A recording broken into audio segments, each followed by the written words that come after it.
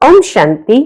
आज 10 दिसंबर 2025 के बाबा के अनमोल मधुर महावाक्य सुनेंगे। आज की मुरली में बाबा कहते चैरिटी बिगिंस एट होम, अर्थात हमें स्वयं को सुधारना है, स्वयं को श्रेष्ठ बनाने का पुरुषार्थ करना है। सतयुगी तख्त के मालिक बनने का विशेष पुरुषार्थ आज बाबा ने बताया दो बातों का। पहला, बाबा कहते हैं तुम्हें अपनी आंखों को सिविल बनाना है, अर्थात आत्म अभिमानी बनने का पुरुषार्थ करना है। स्वयं को भी आत्म समझना है, दूसरों को भी आत्मिक दृष्टि से देखना है। जितनी हमारी दृष्टि और वृत्ति पवित्र होगी, उतना काम जीत सहज बन जाएंगे। और दूसरा पुरुषार्थ जो बाबा ने बताया वह है क्रोध जीत बनने का। और उसके लिए बाबा कहते बच्चे तुम्हें अपनी स्थिति को मान अपमान निंदा स्तुति में समान रखना है। इस पुरुषार्थ से तुम क्रोध जीत सहज बन जाएंगे। तुम्हें मुख की ताली नहीं बजानी है, कोई कुछ भी कहे कुछ भी बोले, परंतु बाबा कहे चुप रहना है और आत्मिक भाव से उसके साथ व्यवहार करना है, तो सहज ही मुख की ताली देना बंद हो जाएगा और तुम क्रोध के ऊपर विजय प्राप्त कर लेंगे। तो ये विशेष पुरुषार्थ करने से सतयुगी तख्त के मालिक सहज बन सकते हैं। सुनते हैं आज के बाबा के अनमोल मधुर महावाक्य। मीठे बच्चे, चैरिटी बिगिंस एट होम, अर्थात पहले खुद आत्म अभिमानी बनने की मेहनत करो, फिर दूसरों को कहो। आत्म समझकर आत्मा को ज्ञान दो तो ज्ञान तलवार में जौहर आ जाएगा। आज की मुरली से प्रश्न है, संगम युग पर किन दो बातों की मेहनत करने से सतयुगी तख्त के मालिक बन जाएंगे? उत्तर, पहला है दुख सुख निंदा स्तुति में समान स्थिति रहे। यह मेहनत करो। कोई भी कुछ उल्टा सुल्टा बोले, क्रोध करे तो तुम चुप हो जाओ, कभी भी मुख की ताली नहीं बजाओ। और दूसरी बात, आंखों को सिविल बनाओ, क्रिमिनल आय बिल्कुल समाप्त हो जाए। हम आत्मा भाई भाई है। आत्म समझकर ज्ञान दो, आत्म अभिमानी बनने की मेहनत करो तो सतयुगी तख्त के मालिक बन जाएंगे। संपूर्ण पवित्र बनने वाले ही गद्दी नशीन बनते हैं। ओम शांति। रूहानी बाप रूहानी बच्चों से बात करते हैं। तुम आत्माओं को यह तीसरा नेत्र मिला है, जिसको ज्ञान का नेत्र भी कहा जाता है। उनसे तुम देखते हो किसको? अपने भाइयों को। तो यह बुद्धि से समझते हो ना कि जब हम भाई भाई को देखेंगे तो कर्मेंद्रियां चंचल नहीं होगी, और ऐसे करते करते आंखें जो क्रिमिनल है वह सिविल हो जाएगी। बाप कहते हैं विश्व का मालिक बनने के लिए मेहनत तो करनी पड़ेगी ना, तो अभी यह मेहनत करो। मेहनत करने के लिए बाबा नई नई गुह्य पॉइंट्स सुनाते हैं ना, तो अभी अपने को भाई भाई समझकर ज्ञान देने की आदत डालनी है। फिर यह जो गाया जाता है कि वी आर ऑल ब्रदर्स, ये प्रैक्टिकल हो जाएगा। अभी तुम सच्चे सच्चे ब्रदर्स हो, क्योंकि बाप को जानते हो। बाप तुम बच्चों के साथ सर्विस कर रहे हैं। हिम्मत बच्चे, मदद बाप। तो बाप आकर के ये हिम्मत देते हैं सर्विस करने की। बाबा आकर हम बच्चों को हिम्मत देते हैं सर्विस करने की। तो ये सहज हुआ ना, तो रोज ये प्रैक्टिस करनी पड़ेगी। भाई भाई की प्रैक्टिस रोज करनी पड़ेगी। तो रोज ये प्रैक्टिस करनी पड़ेगी, सुस्त नहीं होना चाहिए। ये नई नई पॉइंट्स बच्चों को मिलती है। बच्चे जानते हैं कि हम भाइयों को बाबा पढ़ा रहे हैं, आत्माएं पढ़ती है। ये रूहानी नॉलेज है, इसे स्पिरिचुअल नॉलेज कहा जाता है। सिर्फ इस समय रूहानी नॉलेज रूहानी बाप से मिलती है, क्योंकि बाप आते ही है संगम युग पर, जबकि सृष्टि बदलती है। ये रूहानी नॉलेज मिलती भी तब है जब सृष्टि बदलने वाली है। बाप आकर यही तो रूहानी नॉलेज देते हैं कि अपने को आत्मा समझो। आत्मा अशरीरी आई थी, यहां फिर शरीर धारण करती है। शुरू से अब तक आत्मा ने 84 जन्म लिए हैं, परंतु नंबरवार जो जैसे आए होंगे वह वैसे ही ज्ञान योग की मेहनत करेंगे। तो देखने में भी आता है कि जैसे जिसने कल्प पहले जो पुरुषार्थ किया, मेहनत किया, वह अभी भी ऐसे ही मेहनत करते रहते हैं। बाबा तो देखते हैं कि हर बच्चे कल्प पहले जैसे कर्म करते हैं, मेहनत करते हैं, वैसे अभी भी कर रहे हैं। अपने लिए मेहनत करनी है, और ये मेहनत पुरुषार्थ भी हम किसी और के लिए नहीं करते हैं, खुद के लिए करते हैं। अपने लिए मेहनत करनी है, दूसरे कोई के लिए तो नहीं करनी होती है। तो अपने को ही आत्म समझ करके अपने साथ मेहनत करनी है। दूसरा क्या करता है उसमें हमारा क्या जाता है। बहुत सुंदर बात बाबा ने कही कि हमारा ध्यान स्वयं पर केंद्रित होना चाहिए, हमारा ध्यान दूसरों पर नहीं होना चाहिए। कोई क्या करता है, कोई क्या करता है, उसका चिंतन हमें नहीं करना है। तो बाबा कहे दूसरा क्या करता है उसमें हमारा क्या जाता है। Charity begins at home. माना पहले पहले खुद मेहनत करनी है, पीछे दूसरों को, भाइयों को कहना है। बहुत सुंदर बात बाबा ने कही, पहले खुद करो फिर दूसरों को कहो। कथनी पहले हो और फिर दूसरों को करने के लिए कहना है। जब तुम अपने को आत्म समझ करके आत्मा को ज्ञान देंगे तो तुम्हारी ज्ञान तलवार में जौहर रहेगा। मेहनत तो है ना, तो जरूर कुछ न कुछ सहन करना पड़ता है। इस समय दुख सुख, निंदा स्तुति, मान अपमान, ये सब थोड़ा बहुत सहन करना पड़ता है। तो जब भी कोई उल्टा सुल्टा बोलता है तो कहते हैं चुप। जब कोई चुप कर देते हैं तो पीछे कोई गुस्सा क्या करेंगे। खुद ही चुप हो गए तो सामने वाला गुस्सा क्या करेंगे। जब कोई बात करते हैं और दूसरा भी बात करते हैं तो मुख की ताली बजती है। अगर एक ने मुख की ताली बजाई और दूसरे ने शांत किया तो चुप।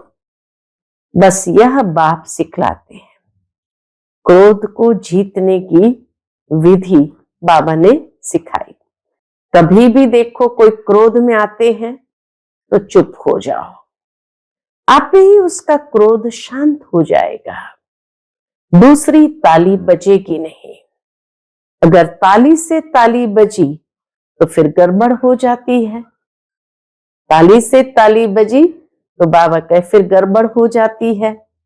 इसलिए बाप कहते बच्चे कभी भी इन बातों में ताली नहीं बजाओ, व्यर्थ की बातों में ताली नहीं बजाओ, न विकार की, न काम की, न क्रोध की। तो काम और क्रोध को जीतने की आज बाबा ने बहुत सुंदर युक्ति बताई। बच्चों को हर एक का कल्याण करना ही है। इतने जो सेंटर्स बने हुए हैं, इसलिए बाबा कहे इतने जो सेंटर्स बने हुए हैं, किस लिए? कल्प पहले भी तो ऐसे सेंटर्स निकले होंगे। देवों का देव बाप देखते हैं कि बहुत बच्चों को ये शौक रहता है कि बाबा सेंटर्स खोलूं। कई बच्चों को ये शौक रहता है कि बाबा सेंटर्स खोलूं। हम सेंटर्स खोलते हैं, हम खर्चा उठाएंगे तो दिन प्रतिदिन ऐसे होते जाएंगे, क्योंकि जितना विनाश के दिन नजदीक होते जाएंगे उतना फिर इस तरफ भी सर्विस का शौक बढ़ता जाएगा।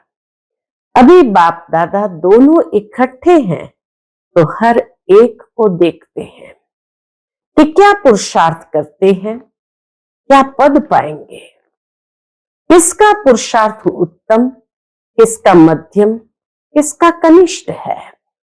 वह तो देख रहे हैं, बाबा देख रहे हैं किसका उत्तम, किसका मध्यम, किसका कनिष्ठ है।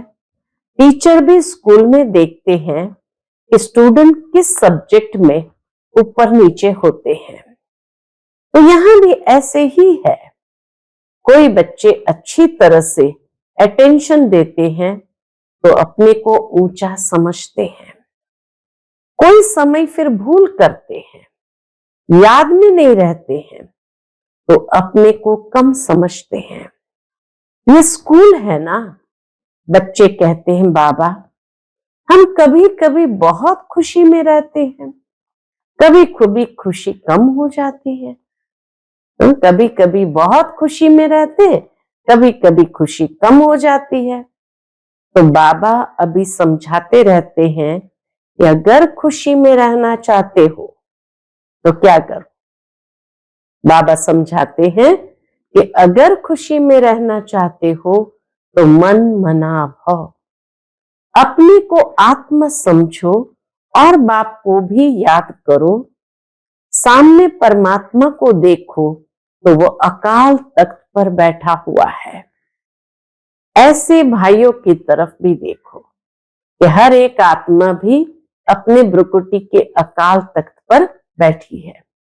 अपने को आत्मा समझ करके फिर भाई से बात करो। भाई को हम ज्ञान देते हैं, बहन नहीं, भाई भाई। यही वृत्ति और दृष्टि हमारी रहे, बहन नहीं भाई भाई। आत्माओं को ज्ञान देते हैं। अगर यह आदत तुम्हारी पड़ जाएगी तो तुम्हारे जो क्रिमिनल आए है, जो तुमको धोखा देती है, वह आहिस्ते आहिस्ते बंद हो जाएगी। आत्मा आत्मा में क्या करेगी? जब देह अभिमान आता है तब गिरते हैं। बहुत कहते हैं बाबा हमारे क्रिमिनल आए हैं। अच्छा, तो बाबा कहते अच्छा, क्रिमिनल आई को अभी सिविल आई बनाओ। बाप ने आत्मा को दिया ही है तीसरा नेत्र। उस तीसरे नेत्र से किसको देखना है? आत्मा को देखना है। तीसरे नेत्र से देखेंगे तो फिर तुम्हारी देह को देखने की आदत मिट जाएगी। बाबा बच्चों को डायरेक्शन तो देते रहते हैं। इनको यानी ब्रह्मा बाबा को भी ऐसे ही कहते हैं। ये बाबा भी देह में आत्मा को देखेंगे तो इसको भी कहा जाता है रूहानी नॉलेज। जब आत्मिक भाव से देखते हैं, आत्मिक भाव से व्यवहार करते हैं तो इसको कहते हैं रूहानी नॉलेज। देखो पद कितना ऊंच पाते हैं, बाबा कितना ऊंचा पद पाते हो। जबरदस्त पद है, जबरदस्त पद है। तो पुरुषार्थ भी ऐसा करना चाहिए। बाबा भी समझते हैं कल्प पहले मुआफिक सबका पुरुषार्थ चलेगा। कोई राजा रानी बनेंगे, कोई प्रजा में चले जाएंगे, तो यहां जब बैठकर निष्ठा भी करवाते हो यानी योग भी करवाते हैं, तो अपने को आत्म समझ करके दूसरे की भी भ्रुकुटी में आत्मा को देखते रहेंगे, तो फिर उनकी सर्विस अच्छी होगी। जो देही अभिमानी होकर बैठते हैं वह आत्मा को ही देखते हैं। इसकी खूब प्रैक्टिस करो, आत्म अभिमानी बनने की खूब प्रैक्टिस करो। अरे ऊंच पद पाना है तो कुछ तो मेहनत करेंगे ना, तो अभी आत्माओं के लिए यही मेहनत है। यह रूहानी नॉलेज एक ही दफा मिलता है और कभी भी नहीं मिलेगी, न कलयुग में न सतयुग में, सिर्फ संगम युग में, सो भी ब्राह्मणों को। सिर्फ संगम युग में यह नॉलेज मिलती है, वो भी ब्राह्मणों को। ये पक्का याद कर लो, जब ब्राह्मण बनेंगे तब देवता बनेंगे, ब्राह्मण नहीं बने तो फिर देवता कैसे बनेंगे। इस संगम युग में ही ये मेहनत करते हैं और कोई समय में ये नहीं कहेंगे कि अपने को आत्मा समझो। बाबा कहते संगम युग पर ही मेहनत करनी है, बाकी कोई समय बाबा आकर के ये नहीं कहते हैं कि अपने को आत्मा, दूसरे को भी आत्मा समझ उनको ज्ञान दो। बाप जो समझाते हैं उस पर विचार सागर मंथन करो, जज करो कि क्या ये ठीक है, हमारे फायदे की बात है। हमको आदत पड़ जाएगी कि बाप की जो शिक्षा है सो भाइयों को देनी है, फीमेल को भी देना है तो मेल को भी देना है। देना तो आत्माओं को ही है ना, हाँ? चाहे मेल हो फीमेल हो, दोनों में है तो आत्मा ही ना। आत्मा ही मेल फीमेल बनी है, बहन भाई बनी है। बाप कहते हैं मैं तुम बच्चों को ज्ञान देता हूं, मैं बच्चों की तरफ आत्माओं को देखता हूं और आत्माएं भी समझती है कि हमारा परमात्मा जो बाप है वह ज्ञान देते हैं। तो इसको कहेंगे ये रूहानी अभिमानी बने हैं। आत्म अभिमानी कहो या बाबा कहते ये रूहानी अभिमानी बने हैं। इसको ही कहा जाता है स्पिरिचुअल ज्ञान की लेन देन, आत्मा की परमात्मा के साथ। तो यह बाप शिक्षा देते हैं कि जब भी कोई विजिटर आदि आते हैं तो भी अपने को आत्मा समझ, आत्मा को बाप का परिचय देना है। आत्मा में ज्ञान है, शरीर में नहीं, तो उनको भी आत्म समझ करके ही ज्ञान देना है। इससे उनको भी अच्छा लगेगा।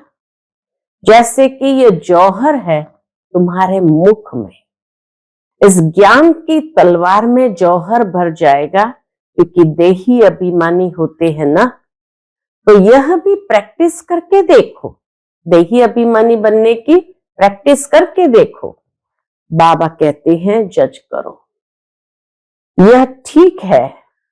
और बच्चों के लिए भी यह कोई नई बात नहीं है, क्योंकि बाप समझाते ही सहज करके हैं। चक्कर लगाया, अब नाटक पूरा होता है। अभी बाबा की याद में रहते तमो प्रधान से सतो प्रधान बन, सतो प्रधान दुनिया का मालिक बनते हैं।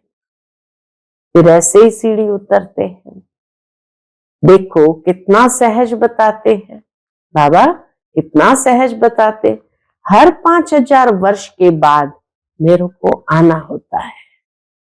बाबा कहते हर 5000 वर्ष के बाद मेरे को आना होता है। ड्रामा के प्लान अनुसार मैं बंधायमान हूं। आकर के बच्चों को बहुत सहज याद की यात्रा सिखलाता हूं। बाप की याद में अंत मते सुगति हो जाएगी। यह इस समय के लिए है, अंत मते सुगति बाबा कहे ये इस समय के लिए है, ये अंत काल है। अभी इस समय बाप बैठ करके युक्ति बतलाते हैं कि माँ में कम याद करो तो सदगति हो जाएगी। बच्चे भी समझते हैं कि पढ़ाई से ये बनूंगा, फलाना बनूंगा। इसमें भी यही है कि मैं जाकर के नई दुनिया में देवी देवता बनूंगा। ये हमारी कॉन्शियसनेस में, स्मृति में रहना चाहिए कि मैं जाकर के नई दुनिया में देवी देवता बनूंगा। कोई नई बात नहीं है। बाप तो घड़ी घड़ी कहते हैं नथिंग न्यू। ये तो सीढ़ी उतरनी चढ़नी है। जिनकी कहानी है ना, उसको सीढ़ी उतरने और चढ़ने का काम दिया गया। ये नाटक ही है चढ़ने और उतरने का। याद की यात्रा से बहुत मजबूत हो जाएंगे। इसीलिए भिन्न भिन्न प्रकार से बाप बच्चों को बैठ सिखलाते हैं कि बच्चे अभी आत्म अभिमानी बनो, अभी आत्म अभिमानी बनो। अभी सबको वापस जाना है। तुम आत्मा पूरी 84 जन्म लेकर तमो प्रधान बन गई हो। भारतवासी ही सतो रजो तमो बनते। दूसरी कोई नेशनैलिटी को नहीं कहेंगे कि पूरे 84 जन्म लिए हैं। बाप ने आकर के बताया है नाटक में हर एक का पार्ट अपना अपना है। आत्मा कितनी छोटी है, साइंसदानों को यह समझ में ही नहीं आएगा कि इतनी छोटी आत्मा में यह अविनाशी पार्ट भरा हुआ है। यह है सबसे वंडरफुल बात। ये छोटी सी आत्मा और पार्ट कितना बजाती है, वह भी अविनाशी। यह ड्रामा भी अविनाशी है और बना बनाया है। ड्रामा अविनाशी है और बना बनाया है। ऐसे नहीं कोई कहेंगे कि कब बना, नहीं, यह कुदरत है। ये ज्ञान बड़ा वंडरफुल है। कभी कोई यह ज्ञान बता ही नहीं सकते हैं। ऐसे कोई की ताकत नहीं जो यह ज्ञान बताए। है सत्य ज्ञान, परंतु शास्त्र के भिन्न भिन्न रहस्य को स्पष्ट करने वाला ज्ञान है जो किसी के पास नहीं है। तो अभी बच्चों को बाप दिन प्रतिदिन समझाते रहते हैं। अभी प्रैक्टिस करो कि हम अपने भाई आत्मा को ज्ञान देते हैं। इसलिए आप समान बनाने के लिए, बाप से वर्षा लेने के लिए, क्योंकि सब आत्माओं का हक है। बाबा आते हैं सभी आत्माओं को अपना अपना शांति व सुख का वर्षा देने। हम जब राजधानी में होंगे तो बाकी सब शांति धाम में होंगे। पीछे जय जयकार होगी। हम जब राजधानी में होंगे तो बाकी सब शांति धाम में होंगे। पीछे जय जयकार होगी। यहां सुख ही सुख होगा। इसलिए बाप कहते हैं अच्छे पावन बनना है। जितना जितना तुम पवित्र बनते हो उतना कशिश होती है। जब तुम बिल्कुल पवित्र हो जाते हो तो गद्दी नशीन हो जाते हो। तो प्रैक्टिस ये करो। ऐसे मत समझना कि बस ये सुना और कान से निकला, एक कान से सुना दूसरे से निकला। नहीं, ये प्रैक्टिस बिगर तुम चल नहीं सकेंगे। अपने को आत्मा समझो, वह भी आत्मा भाई भाई को बैठकर समझाओ। रूहानी बाप रूहानी बच्चों को समझाते हैं। इसको कहा जाता है रूहानी स्पिरिचुअल नॉलेज। स्पिरिचुअल फादर देने वाला है।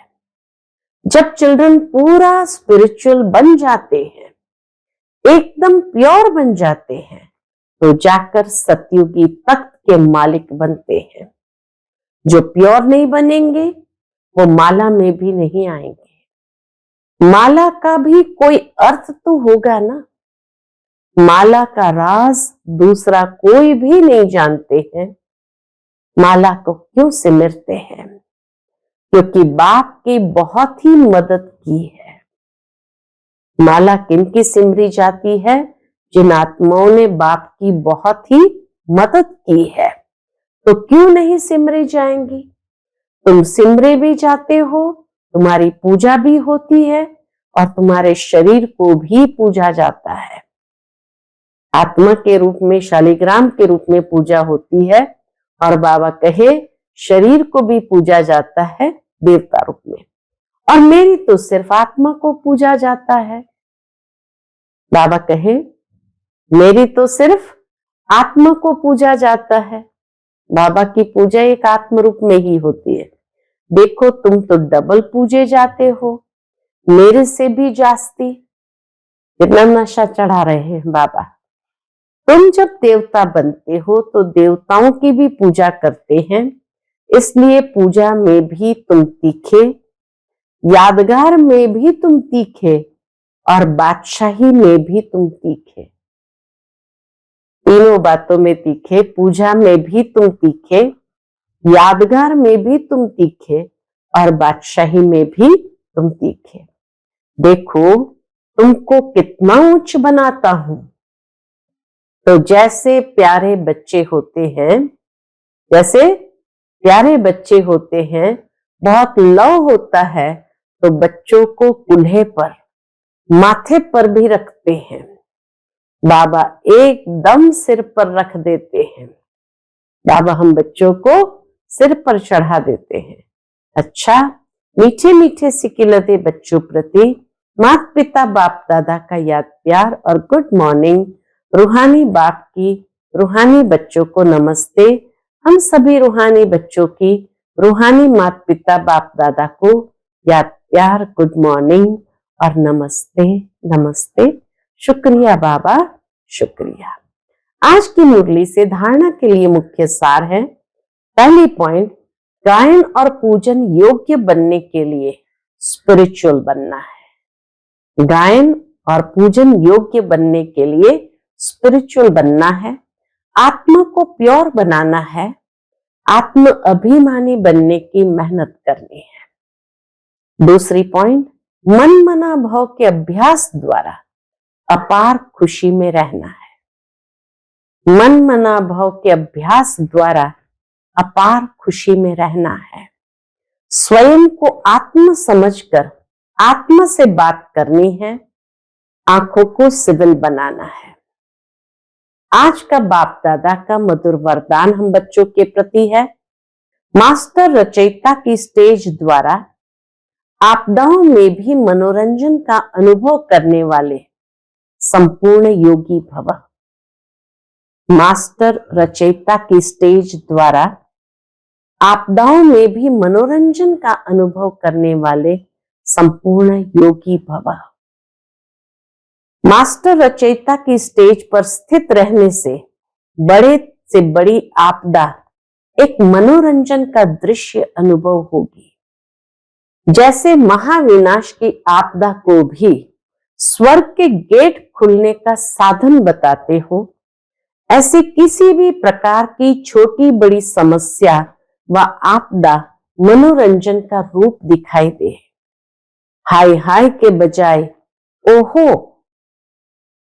हाय हाय के बजाय ओहो शब्द निकले, दुख भी सुख के रूप में अनुभव हो, दुख सुख की नॉलेज होते हुए भी उसके प्रभाव में न आए।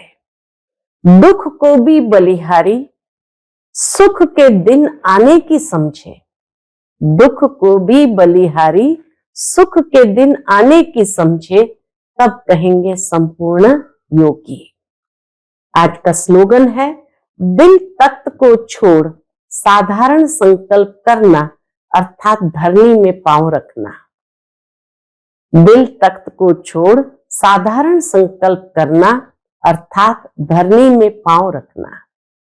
आज का व्यक्त इशारा है, अब संपन्न व कर्मातीत बनने की धुन लगाओ। कर्म करते तन का भी हल्कापन, मन की स्थिति में भी हल्कापन। कर्म की रिजल्ट मन को खींच ना ले। जितना ही कार्य बढ़ता जाए उतना ही हल्कापन भी बढ़ता जाए।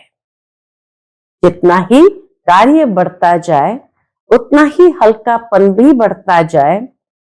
कर्म अपने तरफ आकर्षित नहीं करे। कर्म अपने तरफ आकर्षित नहीं करे, लेकिन मालिक होकर कर्म कराने वाला करा रहा है और करने वाले निमित्त बनकर कर रहे हैं। ये अभ्यास बढ़ाओ तो संपन्न कर्मातीत सहज ही बन जाएंगे। अच्छा, ओम शांति।